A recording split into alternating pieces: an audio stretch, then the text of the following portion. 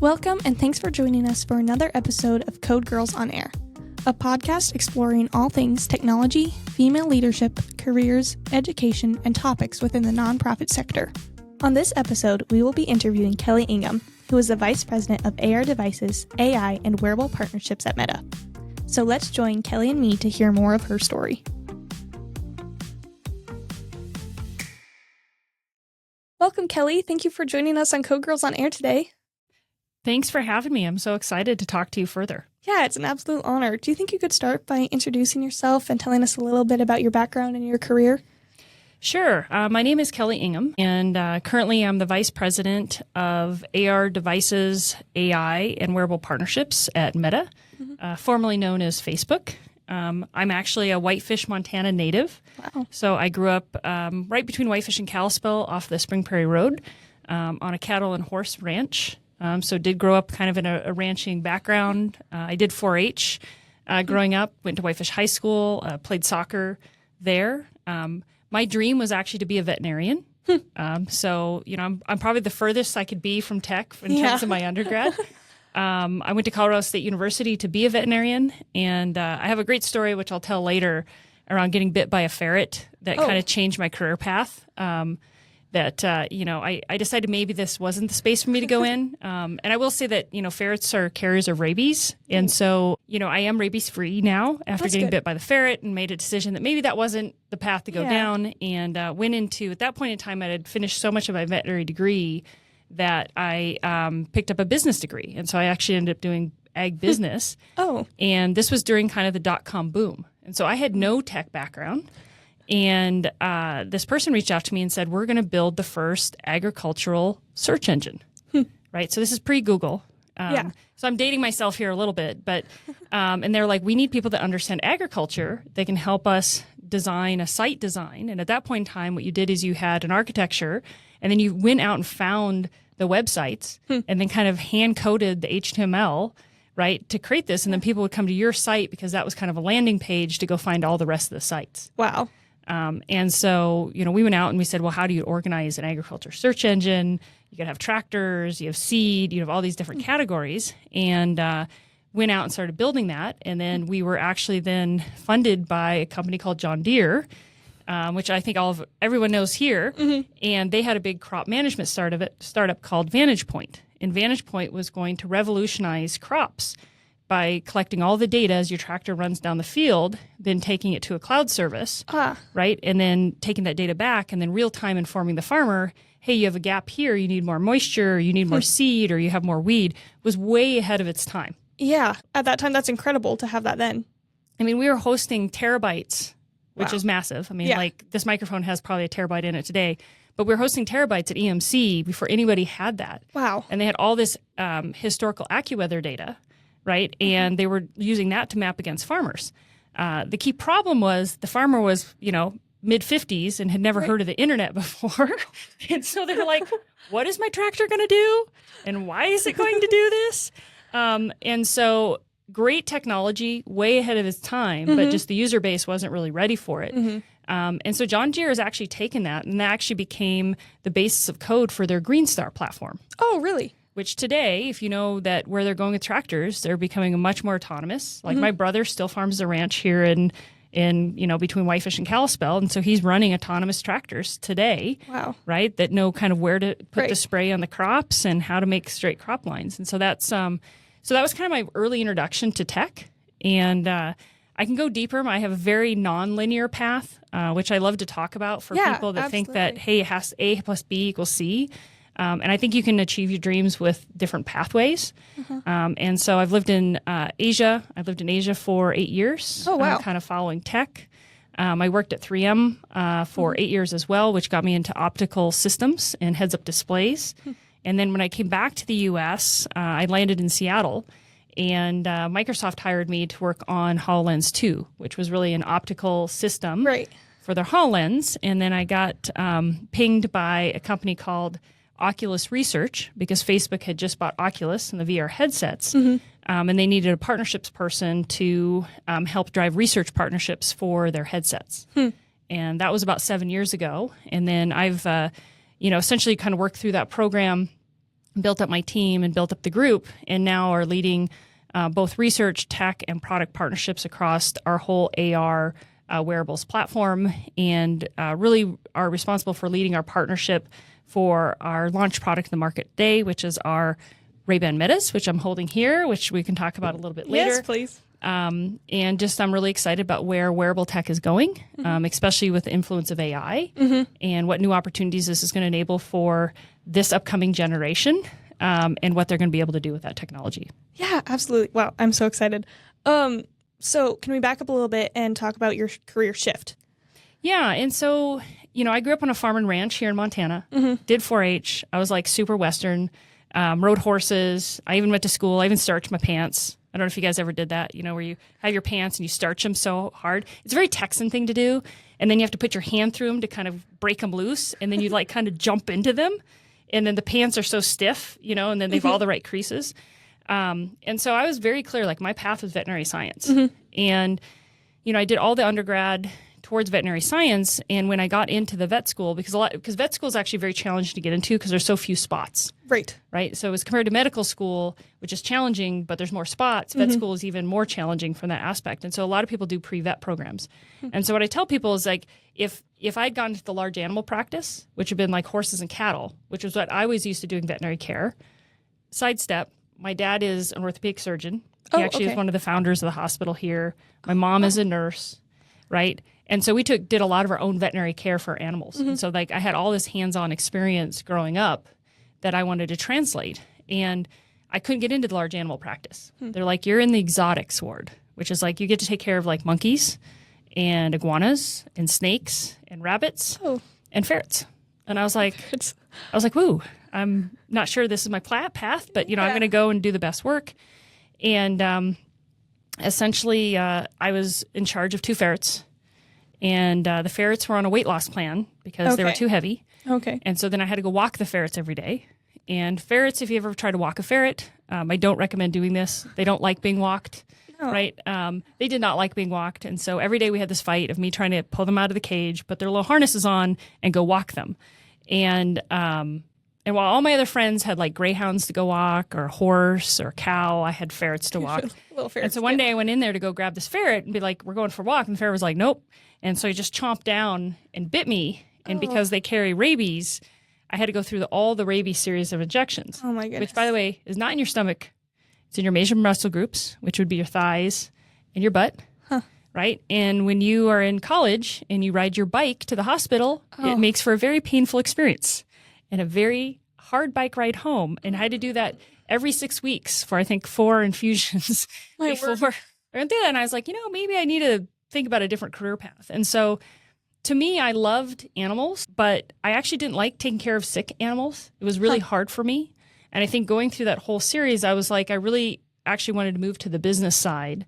And I think by moving to the business and then just keeping my eye open for new opportunities. I mean, when somebody said we want to do an ag search engine, I would have been like the least person to be interested in that.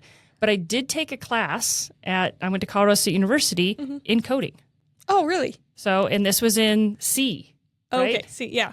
Back in the day. Makes sense. That was big in the I'm really 29. You can see it by my face, right? But so I took C, and so I had some coding background. And I remember being in the lab, and you had an excitement, and you'd have to code the whole thing and, compile, and then it would break. And you're like, code it, compile, and it would break, right? And you'd be in the lab for like 16 hours because at that point in time, we didn't have personal computers we took home. You had to go to the computer lab to do the coding and come back. And so I definitely had an interest. And so when they said this had this project, I was able to translate that into not being scared of tech, but look at what I could deliver to it and what my background and skill set could bring to tech, even if it came from agriculture, which at that point in time you thought, well, where does ag interface with technology? Right. And I found an internship, and that kind of launched my career in tech and having, really high level of comfort in technology and what I could deliver. Wow. Incredible. So what were some of the challenges you faced during your career shifting, jumping into technology, and how did you kind of overcome those challenges? I think the one of the first challenges was, how do I establish that I have value when I'm not an engineer, right? So I'm really excited about projects like this because I think it brings a higher level of confidence because you're able to speak the language of the other engineers. Right. Like I didn't speak their language, but I actually used that to my benefit, right? Because they didn't speak my language, which at that time was really around marketing and partnerships and business development. Because I knew, okay, if we took these two partners and pulled them together, we could actually, land a project. And so a lot of what I did at this early startup firm was actually start managing the partner and what we could deliver, right? And pulling the contracts together and writing all the expectations, and then finding that I could translate what the engineers were telling me into the deliverables that we could deliver and the amount of time that would take, right? Gotcha. And so what I looked at is like, what are the special things I can bring to the equation, right? And help kind of deliver those forward. In most of my career, there's not a lot of women. Right. There's a classic photo of me in kind of those ag search engine days where I think it was me and like 20 Indian men, because at that point there's a lot of contractors that came over from India. Right, and that's where a lot of the programmers came from. And like I always looked at my skills as being unique and where I can leverage those. Right. Yeah. And continue to have that confidence in myself of what I can deliver, not trying to be like someone else, but being more like myself. I think I also, through, the years and experiences that I've had working in different, groups like 3M or Microsoft or Meta, is that, sometimes I tell groups of women that I work with is, put yourself into their shoes. If you were a white male and had all the privilege, what would you do or say differently? What is holding you back from being like that today, right? And I ask women to do that exercise because we end up holding ourselves back more versus envisioning what you would do is if you had that kind of unleashed in yourself, how would you act and how would you behave? And then do that, I call it A/B testing, right? So do a test, see what the response is, then correct the test again, right?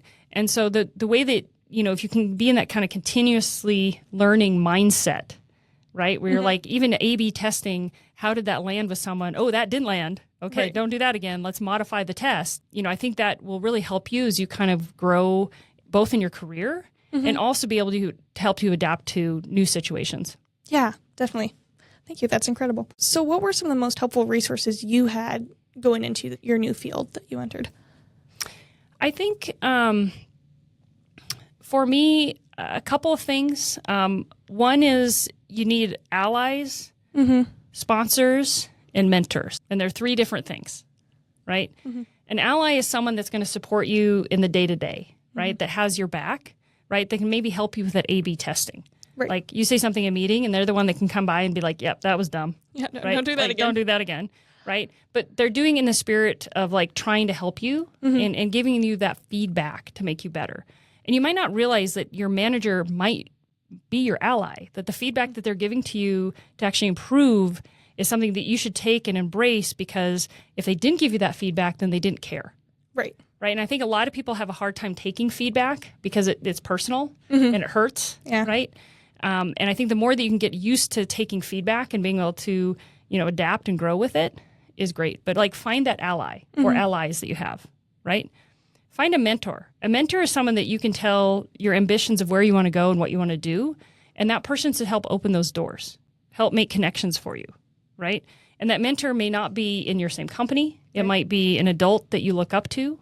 Right. Or it might be a teacher that you look up to.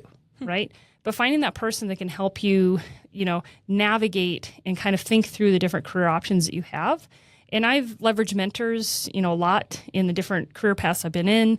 I ask people to be my mentor, right? Even at the level I'm at now, I still ask people to be a mentor to me.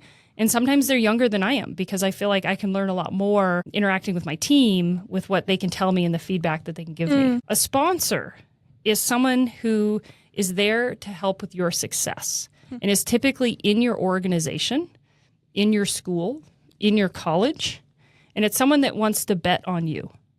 And I indicate that they're different than a mentor because a sponsor, you may not go to them and say, here's my whole career path, right? But you want them to sponsor you to the next level, right? And this might be the president of the school. This might be the head of the organization, right? And so you want to have enough visibility and show up well for your sponsors that they're willing to kind of bet on you to go to the next level. So you might actually, an example would be that you might put a plan together and run it by your mentor and they give you feedback and then you present it to your sponsor. So understanding kind of those three people that kind of become this network around you that can kind of help you at different stages in your career, I think really becomes important. And what I find is that women tend to focus on allies, but they don't focus on mentors and sponsors, or they forget about that part. Right. Where men focus very much on sponsors, and they'll put a lot of time into sponsors and to mentors, and then they feel like they don't work on the allies as much. Interesting. So can you talk more about being a woman in a male-dominated field? And so in your opinion, what's a strength or advice you'd give to women who are starting out in a male-dominated field? I think my advice is don't hold yourself back. Right. Right? Leverage your unique voice because you have that unique voice. Right? I guess, growing up in a farm and ranch, Montana, maybe I have a different perspective in terms of my confidence level. But I think I've always been there to say, I have this voice. I want to provide this voice. Nobody else is smarter than me in the room. Right? Even if they are smarter than me in the room, I don't tell myself that. And I've suffered from imposter syndrome in different situations, right? But I think the more that you can unscrew your own head, right, and focus on the tools and things that you have, I think the stronger that you can be in those situations, right? And understand you have a very unique dynamic. When I worked in Asia, right, I would go into meetings in Korea, right? They're all men, right? They didn't know what to do with me. They were like, okay, she's a senior person, but she's a woman, and like other people report to her, and this is kind of weird, and she's also from the U.S. Like it was like kind of confusing, and so I just leveraged that to my benefit in terms of like, either bowing out of the drinking dinners because I didn't want to go to them, right? Or just asking a lot of questions that maybe my peer wouldn't be able to ask, right? And then I think I've also adapted my style to be direct, candid, but also personable and warm. Right. And that has worked for me because I do find that some women can be too direct and people kind of are like, whoa, that didn't feel good because there's an expectation that you're kind of warm and fuzzy. But I think you can kind of modify that style to find out kind of what works for you. And the last thing that I would tell to women is like, don't give up your authentic self. Because the more you veer away from your authentic self, the more that you're just not going to either like what you do or like the person that you're becoming. And the more that you can bring your own authentic self to the role, the job, and what you're doing, the happier that you will be and the more confident you're going to be in your shoes. Wow, thank you. So do you think you can just highlight some of your greatest achievements throughout your career? Oh, wow. Greatest achievements. Let's see here. I look at my whole career as kind of maybe an achievement. Oh, no, it is. I made this long. I think one is, I always wanted to work internationally. And I had that opportunity. I worked in Singapore for 8 years. I traveled all over Asia and ran teams in Japan, Korea, Taiwan, China. Was based in Singapore, Indonesia, Philippines, Vietnam, India. And so that was really a dream of mine to have that experience. And I was able to do that pre-kids. I actually met my husband in Singapore. Oh, really? My first daughter was born there. And then we came back to the States. One of the things that I've been really, like in my whole career, I've been working on kind of optics and heads-up displays. And, I think I've had this vision where I believe these devices can really help people, right? And, worked on patents back in 2014 that were looking at, basically AR headsets with, different types of contextual awareness tools.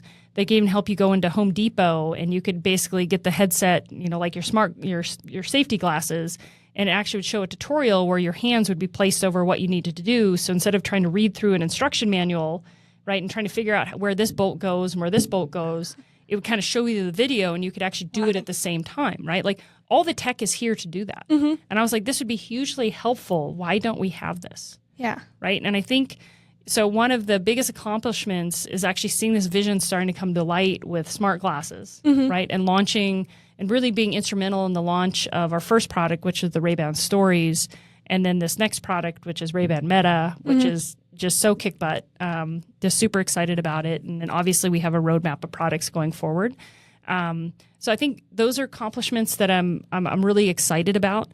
I think things that I have left to do on my list, and I think this is why I kind of stuttered at the question, because I always feel like, that life is the journey, right? Like you haven't reached the mountain. You might have like found some, peaks that you can kind of look off of, but the mountain's still there. But I feel like there's so much more that I want to give back, and that's why I'm really, interested in supporting organizations where I can either deliver my learnings to help other people kind of on their path. But I think those would probably be my highlights on the professional side. Yeah, thank you. And so can you talk more about your wearable tech and where that's going?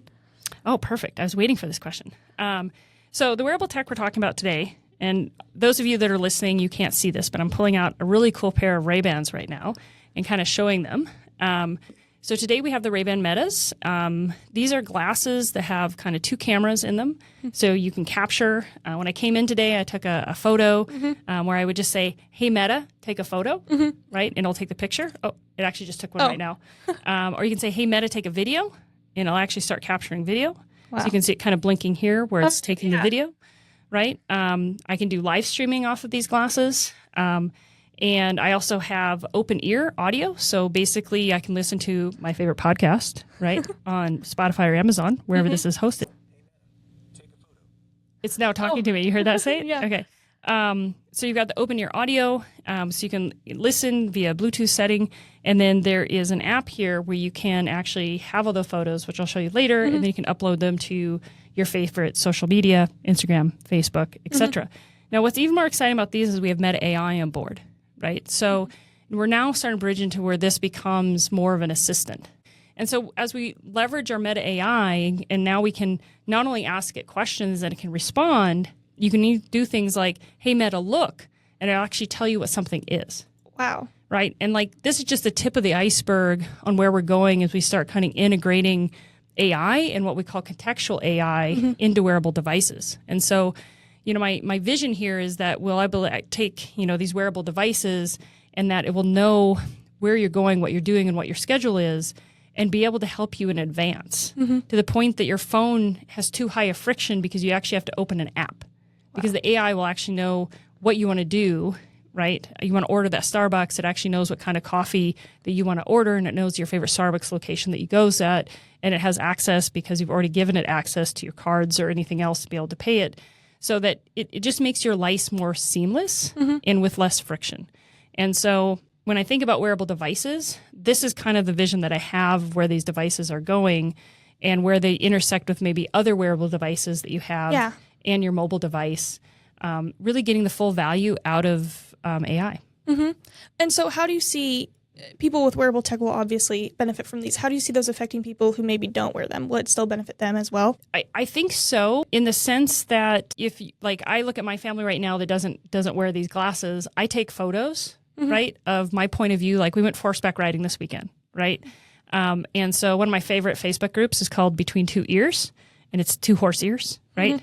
And I'm just going to say that if you're riding a horse that's being naughty, it's really hard to get your phone out to take a picture with the 2 ears. But on my glasses, I can be, hey, Meta, take a photo. And so I was able to take photos of our whole horse riding experience and then share them with my mom. Oh. Right? Yeah. Or tag her in the post. And so here's where she doesn't have the glasses, but she's like, hey, this was such a cool POV because I could actually see us riding. Right. It actually captured the moment, and you were able to share that with me. Right. And so I think people will get benefit. Obviously, I think there's more benefit if they have the glasses, but I think there is benefit for what you can capture and share with others. Yeah. Even today. Yeah. Thank you. So then you also mentioned you have kids, correct? So can you talk how you balanced having a family, but then also your successful career? How did you do that? With lots of help. So I'll be the first to say that it takes a village, right? And so I'm really thankful to my husband, who's, he's works from home. He's had a fairly flexible schedule. So, I mean, he's able to kind of balance with my schedule. Given that I'm in a partnerships function, I do travel a lot. I'm very lucky right now. I'm working at Meta, which is such a great company, to be fully remote. So I am based in Whitefish, fully remote now. I do travel almost every week to different offices that we're based in. And so when I'm out, my husband takes the kids. I also have a full-time nanny. And when we were in Singapore, we had a helper, is what they're called. They lived with us. And so she's really responsible for kind of taking the kids to and from their different activities, after school events. She's amazing. And so we're so lucky to have her. But like, this only is possible because I do have help. Right. And so when women talk about balance, it's really hard. right? And I think when I look at women who don't have as much help as I do, man, my heart reaches out to them because I know how hard it is, right? Especially when like I'm a single parent because my husband's traveling that week or, you know, my nanny's out. But like that's enabled me to do what I can do. And every day that I wake up, I take on that responsibility that I have for my family and for everyone that I'm supporting and looking at how I can move that forward. Well, thank you. And as we wrap up here, do you have any kind of closing thoughts or something you'd say to little girls who are maybe watching now? What I can just say to all the girls watching now, like, you know, follow your dreams, right? Like, don't dream small, dream big, and develop a plan for those dreams, right? And just recognize that what you dream today may not be where you actually end up. Like, there is no straight path. Right. I have the most like non-linear path of where I've kind of landed today. But, you know, I've really focused on growth, right? Taking feedback, A/B testing, which I think is a great term for our girls who code, right? Have confidence in yourself and what you can do, right? Find those allies, find the mentors, and know who your sponsors are, right? As you kind of move forward, and know that there's this community here that's all cheering for you, right? And know that I'm cheering for you because if we don't have more girls that are coming up who are coding, right, that we can't kind of change the balance here, because I would love to see more women, you know, at the top in all of the ranks. You know, that's something that I'm very passionate about, that, you know, I try to give back as much as I can. And I think there's just an amazing opportunity. And I look at with wearable tech and AI and where this is going, like this should really create a very even playing field for all of us. So dream big. Well, thank you. And thank you for coming on the show today. We really appreciate it. Thanks for having me. Thank you for listening to this episode. Next week on Code Girls on Air. That year we had to do a 5-year financial plan if we were to launch this as a business, which is so crazy to do when you're in 7th grade. My goodness. And you're looking at it and you're like, I don't know how much a rent space would be if you had employees. I don't know how much a livable salary is. I don't know what's happening.